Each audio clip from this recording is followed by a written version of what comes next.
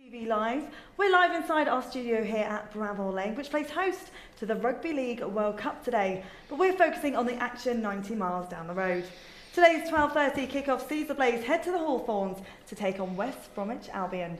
United currently sit 5th in the table, still yet to secure 3 points from a game this month, but today that could all change. We'll be looking back at our game against Norwich City with reaction from Adam Davies. We've also got an exclusive from our joint top goal scorer, Ollie McBurnie, and as always, we'll be bringing you all the build-up with two wonderful guests. Don't forget, kick-off is just under half an hour, and for all of the match pass broadcasting regulations, all of the information from today's game, just head to our website, sufc.co.uk. Hello and welcome to SUTV Live. I'm Ashleigh, and it's a pleasure to be back in the studio alongside past and present Sheffield United players, Kevin Gage and Ellie Wilson. Hello both of you. Hello. Hello. How have you been? All good, thank you. Yeah, Kev, long time no see. I haven't seen you for a while. Nice early start for us. Yes, and for you, travelling up. Yeah, I did. I travelled up from London. Commitment, that is from me. Ellie, how are you? And thank you so much for being on the show, because I know you're obviously playing tomorrow. You've got your own game. Yeah, we're down at Birmingham as well, Birmingham away, so no, pleasure to be here. Yeah, and of course we've got one game to go today. Really exciting fixture. What do you make of it all, Kev? Important game for us, they all are, aren't we? We need to stay in and around that top six. Very difficult fixture. Last thing you want to be doing as a football club is going to another club who's just changed the manager, which they've just done this week. Yeah. So very, very difficult for us. They'll be really up for it, and I just hope we are ready for the fight as well. Yeah, like you just mentioned, Carlos Corberan has now been announced as their head coach. Ellie, bouncing back, they're all going to be trying to impress under a new manager. Is that going to put extra pressure on our players today? I think for the United players, we've just got to focus on our own game and, playing with our own identity, because we know, as Kev said, new manager, that's going to bring a new energy to the West Brom team, and you can have players in there that are going to want to prove themselves, and really step up to the mark. They've not had a good run of form as well, so that's something to be aware of. But yeah, from a United point of view, we need to focus on getting back on track. Yeah, definitely. Well, we're hoping for 3 points, but let's just remind ourselves of how things went down against Norwich City last weekend. We're underway here at Bramall Lane. Very mild October afternoon. Davies has made a mistake. Disaster for Adam Davies. Timu Pukki blocking the goalkeeper's clearance. It's his 5th of the season. Forward by Aarons. Pukki again causing issues for United. He's got to this and he's got the shot away and he's beaten Davies. And Pukki gets his 2nd of the afternoon. Norwich have doubled their advantage. And United face a real test of character now. Osborne gets past his man. What about the cross? Not a bad one. Brewster rising. Osborne's cross flicked on by Brewster. Norwood's cushion header. Sharp's onside, Norwood the strike and a firing save.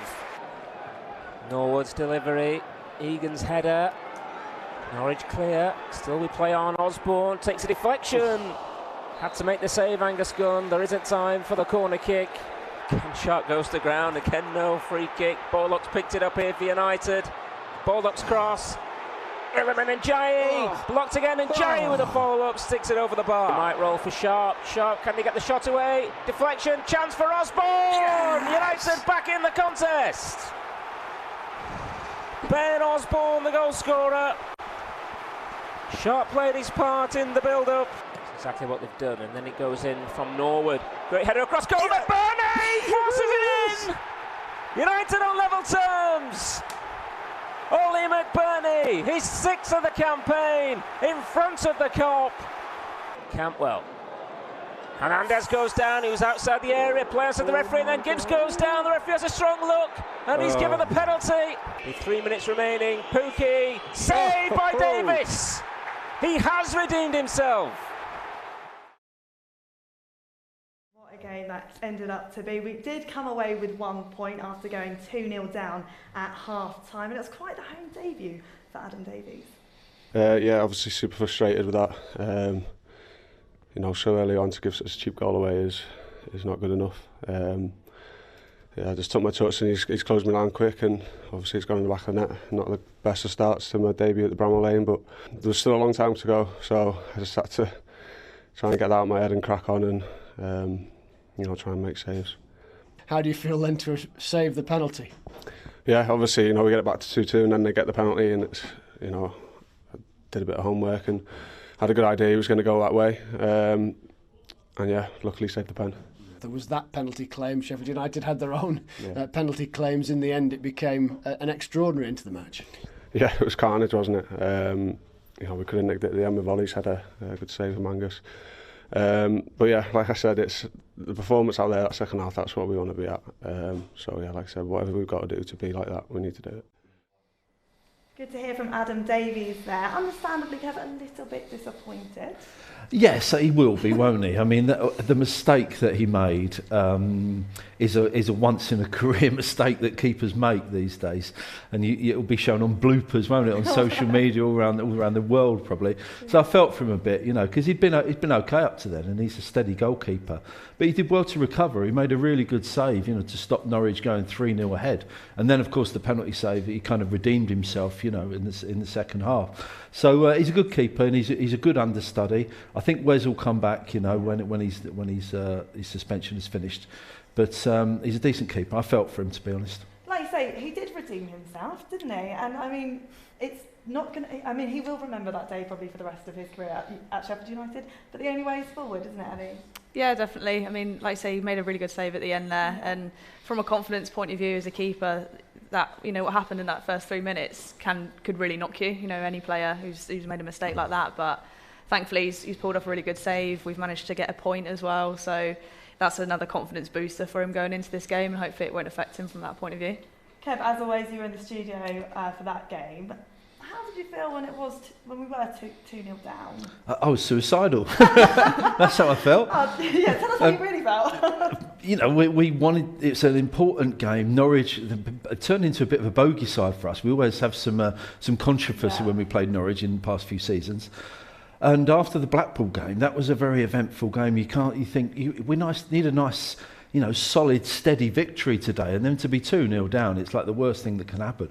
But heck, he changed the team round at half time. He probably saw where it was going wrong, realised that he perhaps could have played our best players from the start, made the substitutions, and from the second half onwards, there was only one team in it, to be honest.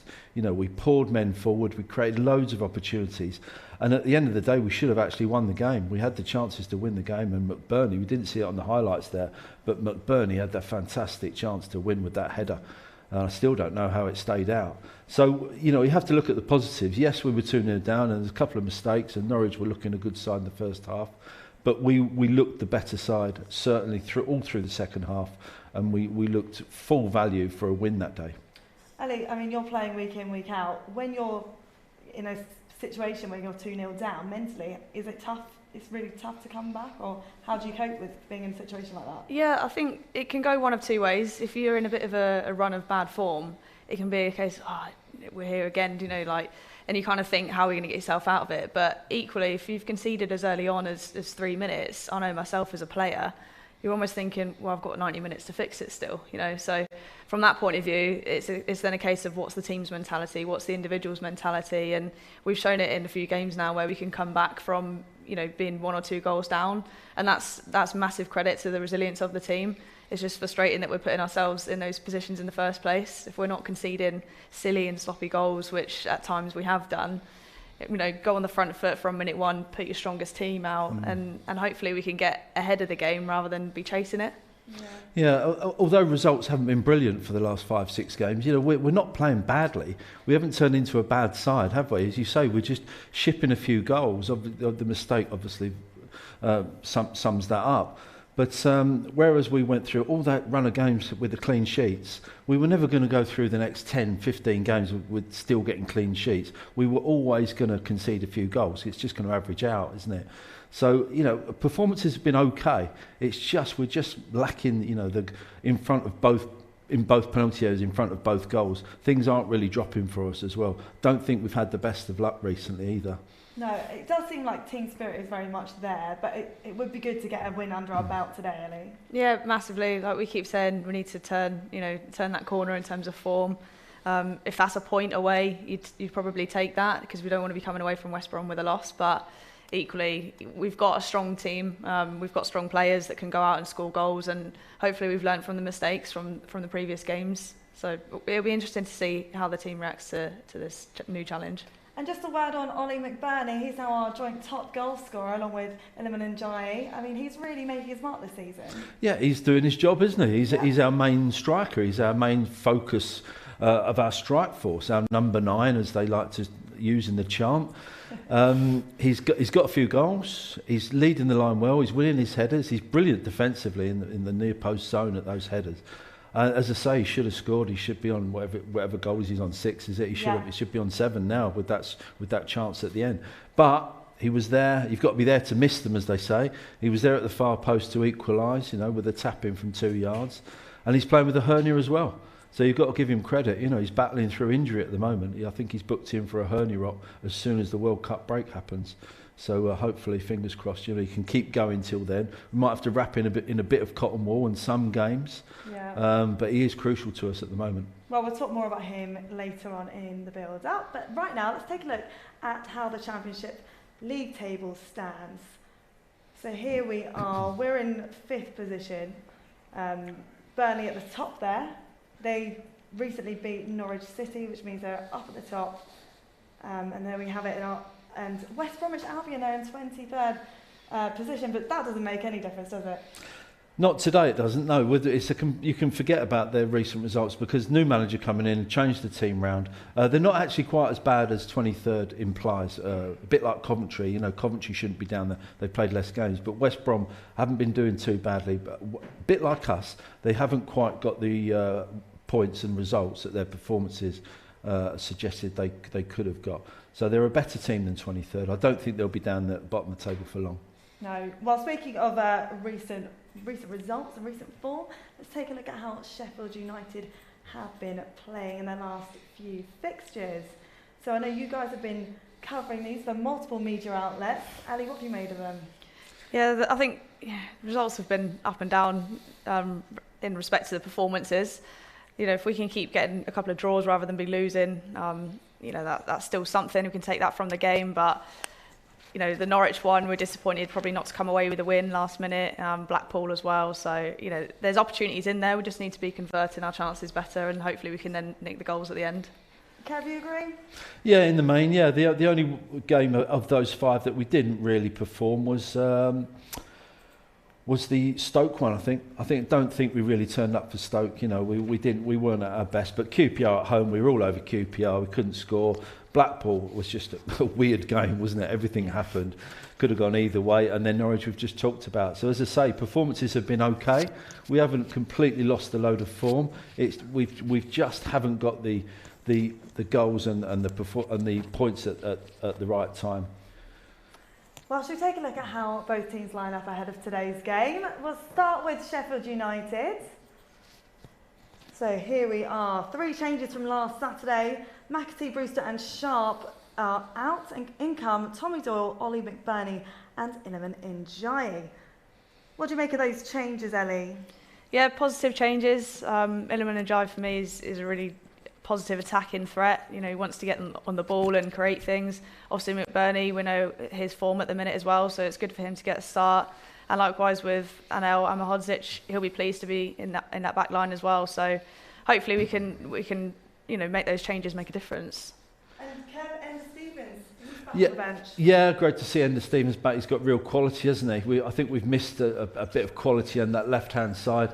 So I don't think it would have to be a drastic move to bring him on as a sub this afternoon. I think that'll only happen if we get an injury. I think in an ideal world you'll keep him on the bench and give him a couple more games to get back into it, but sometimes needs must. But for me, it's great to see John Fleck obviously playing again. He'll get better and better and better, and he's so important to our midfield. And Tommy Doyle, I think he's been fantastic. He's looked every inch a top 6 championship player, and I think he does a great job on the right-hand side of that midfield. He partners Ollie Norwood in there So yeah, I'm more than happy with the team. It's not actually far off our strongest side. I know that sounds weird to say, but Sander Berger being out is a big loss. Maybe with the two wing backs, we've still got Bogle to come back, although George has been performing brilliantly in his absence, and of course the left wing back situation still to be resolved. But you know, we've got Njai up front, we've got McBurnie up front, we've got Fleck, Norwood, Banker in the midfield. You know, we've got our best players in those key positions there. And should we take a look at West Bromwich Albion's recent? Oh well, here's our formation graphic. I guess that's what you were just alluding to there, Kev. Yeah, it's the formation we all know and love. Yeah. That we've seen so many times, isn't it? Njai will partner McBurnie. He'll float around everywhere as Njai does. So he won't just be a main striker. He'll end up in all areas of the pitch. Basham's on the wrong side of the defence, but he's perfectly good enough to cope with that. I know he's made a couple of mistakes recently, but it's Bash, isn't it? He always kind of puts in a decent performance. And the others, we know what we're getting from them. We've got Baldock on the right, up and down, doing his stuff. Osborne, he's not our first choice left wing by any stretch of the imagination, but you know what you're getting from Osborne. He'll put the energy in. He'll just keep doing the work up and down the left, and he'll be able to put a decent cross in when he gets the opportunity. Well said. Should we take a look at West Brom's now recent form? I mean, not much better than us. They do have a win though. Yeah, that one win in the middle there against Reading. But other than that, they've not been picking up points, to be honest. So it'd be interesting today, obviously with the change of management. That's going to bring a new energy to the group, I'd expect. With changes, we're not sure whether the formation that they've been playing will stay the same with the back three. But they'll definitely be out to get a result today. No, we're not quite sure what to expect, are we? But let's take a look at how they line up against the Blades at the Hawthorns. So they've got 4 changes coming in as Livermore, Phillips, Diane Garner and Townsend. And of course, like we've mentioned, they're under new manager, Carlos Corberan. So we're not sure what to expect. Anything could happen. Yeah, they're going to. The one thing we do know is what to expect is they will be motivated. Yes. They will be absolutely flying this afternoon. Carlos Corberan in charge of Huddersfield. He had a very high intensity game when he was in charge of Huddersfield. They reached the playoffs. He's obviously a decent manager. He knows what the Championship's all about. On the team wise, Jed Wallace is maybe their main striker. I'm quite pleased to see John Swift on the bench because he causes problems. He's like a floating number 10, so that's good. Livermore anchors the midfield, or he could play centre half. But whoever they put out, they'll all be fired up for it, and they will be absolutely wanting to put on a show for their fans, but mainly their new manager. Yeah, it's going to be really competitive in that team, isn't it, Ellie? Yeah, definitely. Like I say, everybody's fighting for places, want to prove that they should be starting in a sense. You've got a new they might have a new identity about them. We'll, yet to see that, new formation. As Kev mentioned, the motivation there is going to be there to impress the new manager and also prove to the fans that this new management is a positive move for them. So as a group and as individuals, there's going to be, I'd expect, a high intensity about them. It's going to be a really exciting game. And let's take a look at what more we can look forward to in the next week or so in terms of our games. So we're up against Bristol City. That's on the 1st of November, kick-off from 8 o'clock, but do make sure to join us from 7. Our next game at home is against Burnley. That's going to be a big one. Saturday the 5th of November, again another early kick-off at 12:30, and finally we're up against Rotherham United on the 8th of November, 7:45 kick-off, but do make sure to join us for all the action from 7 o'clock. Now let's take a look at what you can get your hands on in the shop next.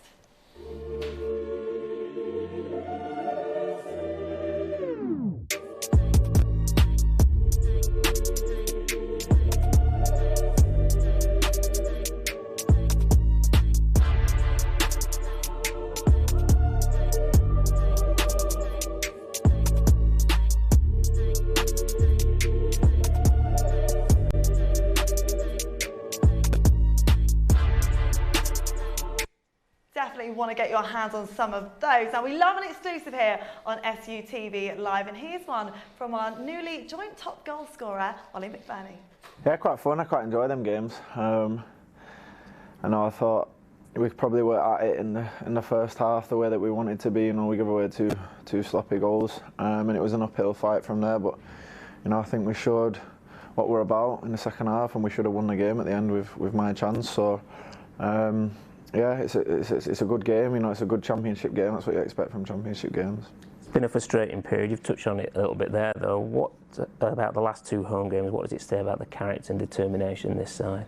Yeah, definitely. I was watching the Man in the Arena about Tom Brady the other day, and there was one thing that quite stood out to me, and it's easy saying that the team character and everything's good when you're winning, you know, and the true challenge of the character is when things aren't going so well. And you know, I think the last few games have shown that when things aren't going so well, you know, you can see the character. It's not a team that's not fighting together, it's not within together in terms of team spirit and stuff. So I think that's one thing that we can definitely say that we have. And like I say, that only really gets tested when things aren't going so well.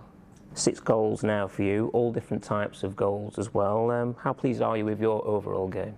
Yeah, I'm happy. I'd be happier if we're winning and if I was scoring more, but nah, it's good. Like I say, it's one of them things after a tough couple of years, just to be playing again, scoring goals, you know, helping the team, and you know, I feel like a key part of the team again, which is, you know, what I've always wanted to be. And you know, I just want to try and keep it going and kick on, you know, get through to this World Cup, get this surgery out of the way, and then, you know, kick on. The run that you're on at the moment, quite regular with the goals, quite similar actually to that run you had at Swansea that season, which got you the move to Sheffield United. Do you see the similarities at the moment? Yeah, definitely. You know, it's scoring goals. You're always going to get. You know, I was speaking to Jack O'Connor about it the other day and saying how similar, you know, a lot of the goals were from when I was at Swansea and stuff. So I think that the way that we're playing this season definitely suits me a lot. You know, getting in the box more, playing as the number 9, staying high, being in the box for crosses, which, you know, I've been guilty of not doing the last couple of years. So yeah, definitely. You know, if I can get to them numbers that I was hitting when I was at Swansea, it'll be a good thing. You mentioned the operation. How is the injury affecting you at the moment? It's fine. It's annoying more than anything, you know, not being stopped shit from doing certain things. I have to manage it a lot more in terms of training and stuff, but, you know, it's all about my weeks now are just about getting me right for the game, you know, whatever I have to do through the week to get me through to the weekend for the game. And, you know, the gaffer knows I'm never going to tell him that I'm hurt or injured, so he knows I'm always available for selection.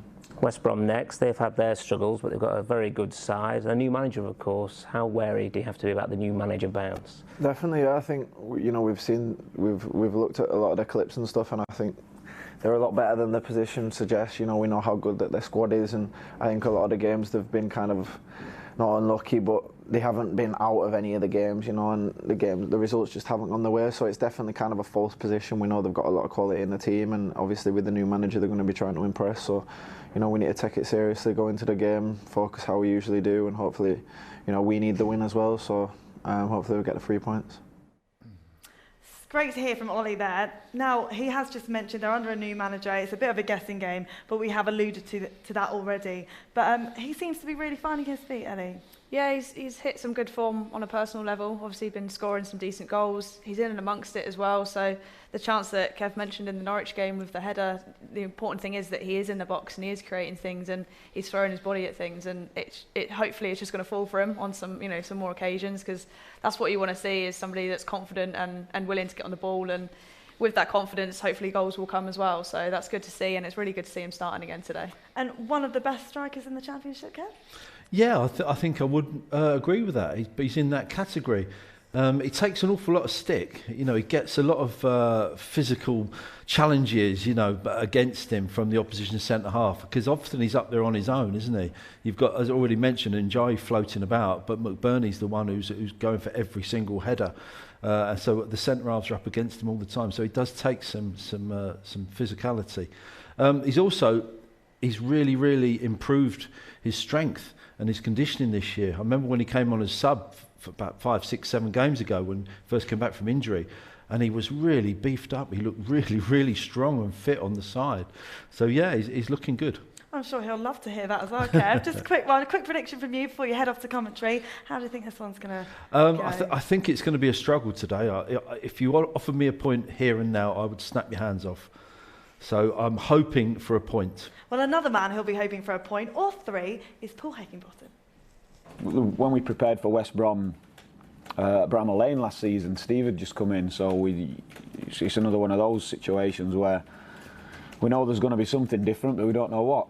So, yeah, we have to be prepared as best we can for whatever we face. But I think when it's like that, the emphasis has to be on us and us performing and playing how we want to play. So within that, do you kind of look at both how West Brom have gone over the last couple of games, but also maybe look at Huddersfield and the games you had last year in terms of things that you can potentially take into this one? Yeah, and there's similarities between that, definitely how West Brom have been playing recently and Huddersfield at times under Carlos. But we're just guessing. So let's say we do as much as we can and look as much as we can. But you could just keep going and going and going, and then what's the point in sharing all that information you're gathering? So, yeah, there'll be certain things I think that we'll be pretty sure we can expect, especially in terms of personnel who you know is going to play in their threats. And then the emphasis has to be, yeah, on us doing those things we spoke about, more clinical at the top end of the pitch, and as it stands at the minute, we've virtually got to be giving nothing away at the other end. Paul Heckingbottom there. Now, Ellie, it must be so hard to prepare for a game where you're not sure what to expect. Yeah, it definitely is. Like we said, with the changes that West Brom are undergoing at the minute, it is difficult. So from a Sheffield United point of view, they really just need to focus on ourselves, our identity, putting out our strongest team, and the individuals taking responsibility for what they're doing on the pitch. And it's a strong team we've seen there, so hopefully they can start on the front foot. Now, Kev said he'd be happy with a point. Would you be happy with a few more than that? I'd like to think we'd come away with a win. I think, given West Brom and the energy that I'm expecting from them, I think we'd take a point away at this time. So we'll have to see. We'll have to see how the first half goes. Now, time to hand over to our lovely commentary team. Talking you through this one is Matt Young and Kevin Gage. Once again, United take on a West Bromwich Albion side looking to